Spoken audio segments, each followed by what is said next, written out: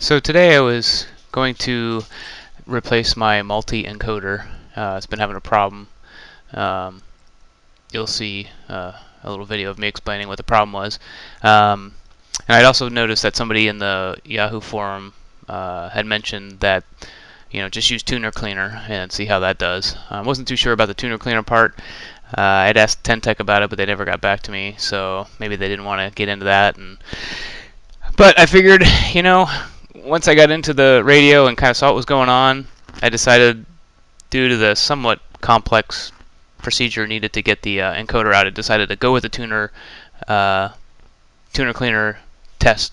Try that first and see what happens, and then hold on to my new encoder until that doesn't work or the whole thing fails altogether. So let's see what I did today.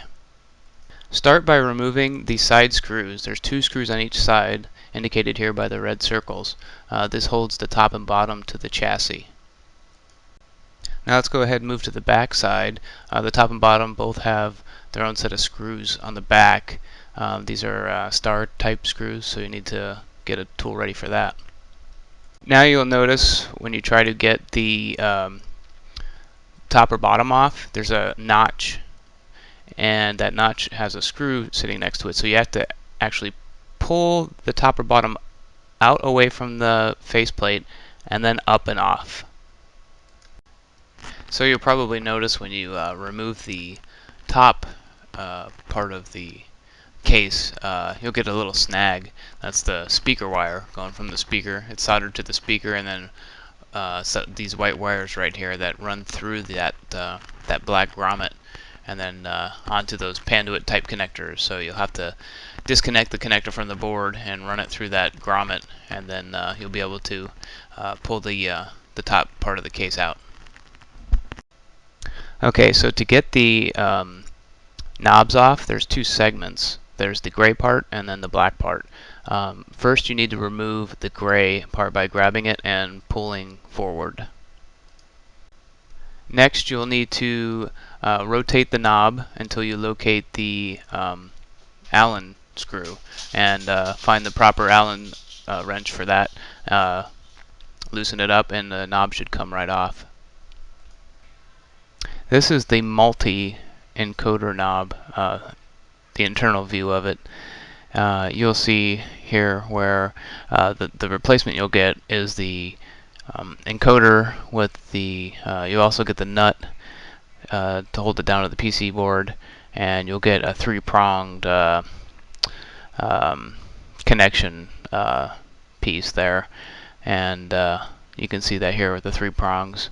That 3 prongs go, that connection piece solders onto the encoder board, the backside there, the shorter side, the shorter stems, and then the longer piece apparently goes into the PC board in front of it, and then the nut holds that to that PC board.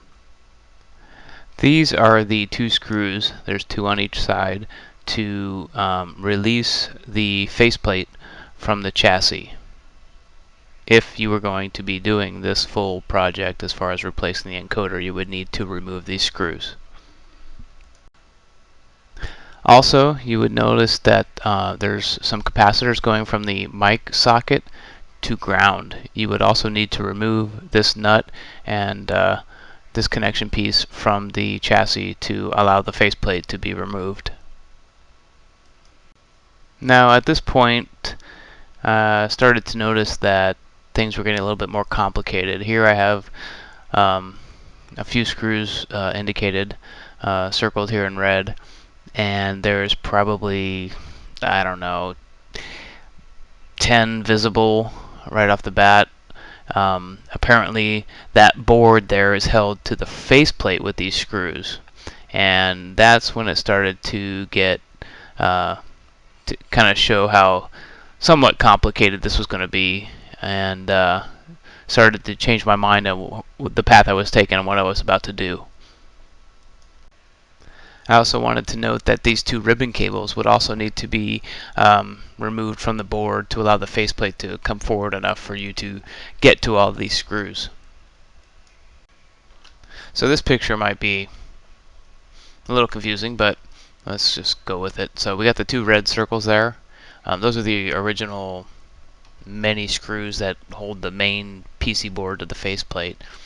And you see that yellow circle, it has a nut. There's another board in front there attached to the previous board.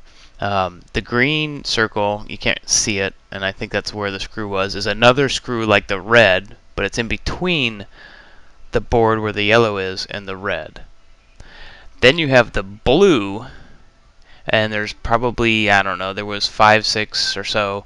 You can't really tell what that is, but these are like, that board, the yellow circle, that board right there, has slots in it. And the blue are these little tabs that are through these slots and then bent to lock it in place. So not only to get to the multi-encoder, which is actually right there to the left of the yellow square, or the yellow circle, you would have to remove the faceplate away from the chassis, remove that nut in the yellow, and then bend those tabs in the blue to remove the board to get to those other red screws that are underneath that, to get the board off to allow you to get to the nut of the multi. I know that's confusing, and that's where the whole kind of complexity of this whole thing comes into play. Now that the main outcome would be it's doable if what I'm saying actually all makes sense, because I haven't totally taken it apart to really see that, but it is doable. It just would take time, and you just got to have the time and the patience to do it. It shouldn't be a huge problem. You just got to keep track of what you're doing. So here is where I decide to skip the full replacement of the knob and go with the tuner cleaner method. And I have here some ECG tuner cleaner, which I have used for multiple things. And I thought I would give it a try. Somebody had mentioned it works, and I figured let's see what it does, and if it works, we'll go with it for now, and at some point if it fails, then I'll proceed with the full-on encoder replacement. So what I did here was I started with applying some of the lube to the backside of the shaft in this little hole here at the middle of the encoder module. I then also attempted to apply, well, I did apply it to the top. I don't know how successful it was in this section because it's between the plastic casing and the PC board. It's not much room there. So I applied a little bit to the top area. And then I finally applied some with the radio standing upward to the shaft on the front of the multi-encoder knob so that it would run hopefully down into the module and lube up the area. Well, sorry about not taking a video of the before, but as you can see, it seems to be sliding pretty good. What was happening before is it would take me multiple times of going up before it would get to where I wanted to go. It would jump around all the way where it should be, back down to 0, back up. Right now it looks to be doing pretty good so far. So that's pretty much it. I was going to do a full encoder replacement. It looked a little complicated. Like I said, though, still totally doable. I just didn't feel the time was right, and I kind of wanted to also give the tuner cleaner method a try. And like you see in the video, I know the video wasn't until the end where you really saw what my problem was, but it seems to have worked so far. And if not, I'll move forward with the full replacement. I mean, I don't know what other issues there are with the multi. If they fail completely, whatever. I just know it apparently costs $200-300 to have it reworked and sent back and forth to the manufacturer. So if you want to save some money, it's definitely looks like it can be done.